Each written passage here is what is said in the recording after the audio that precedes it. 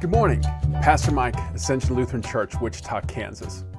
The month of May has always in my mind been associated with planting and gardening. My father was an avid gardener, and as a young boy I was forced to help him. Sometimes I resented that I was being forced to help him when my sisters got a free pass. But today there are no regrets as I learned what to do and what not to do when it comes to growing fruits and vegetables.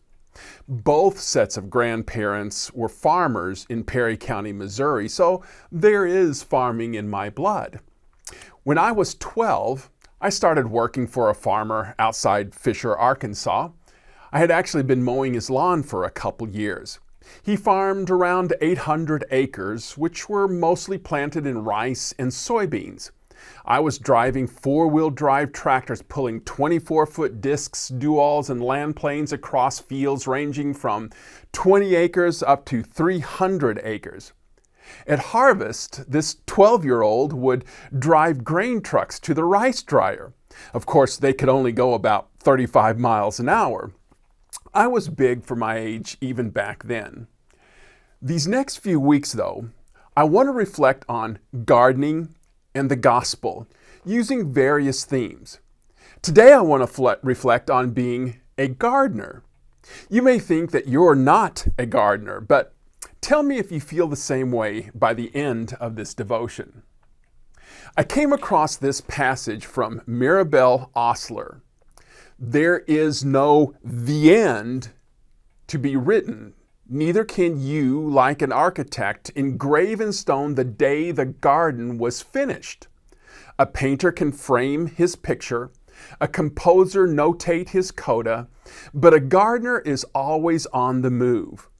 This thing once started will never be quiescent. At no moment, however peerless, will a garden be immobile, petrified on this summit of flowering.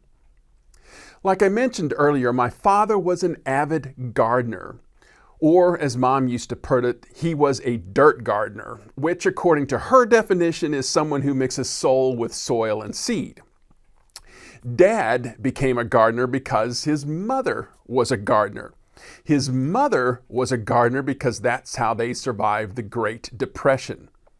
My mom used to say that if it weren't for Grandma, Grandpa would have starved.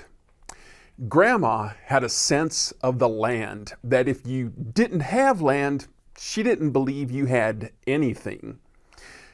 She thought it was more important for parents to leave land to their children than to leave money.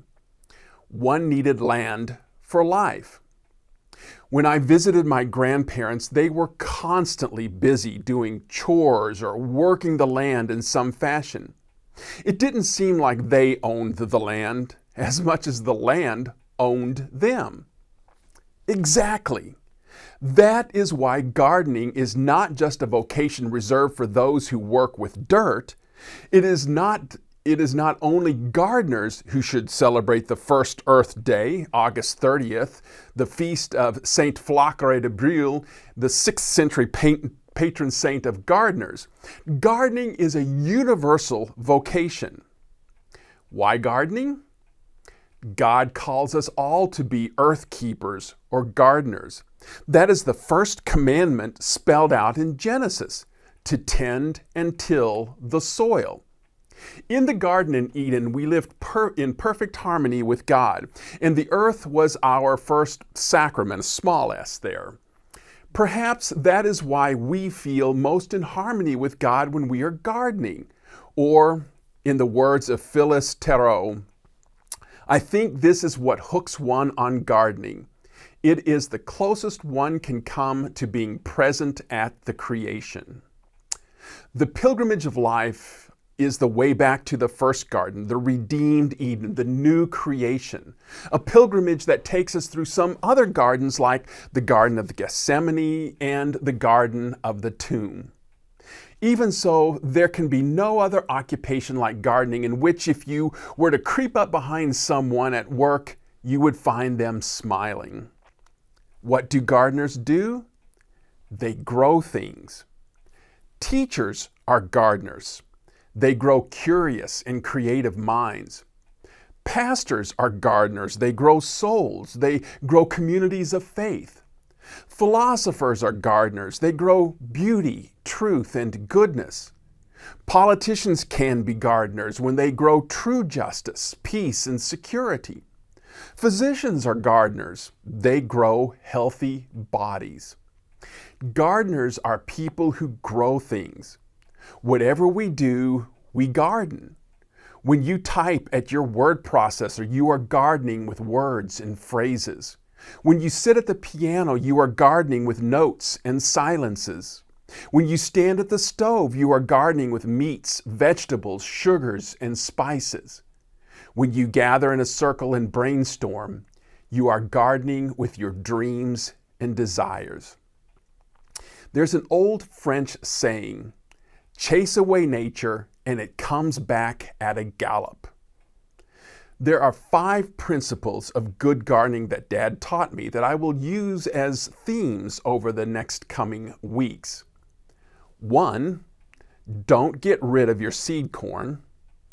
2, there's no use watering last year's crops.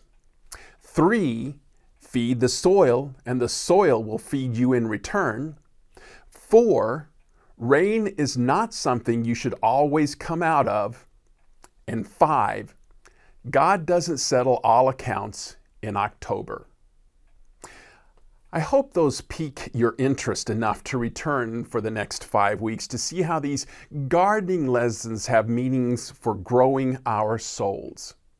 So see you next week, and may God bless your day as you garden in the vocation to which God has called you.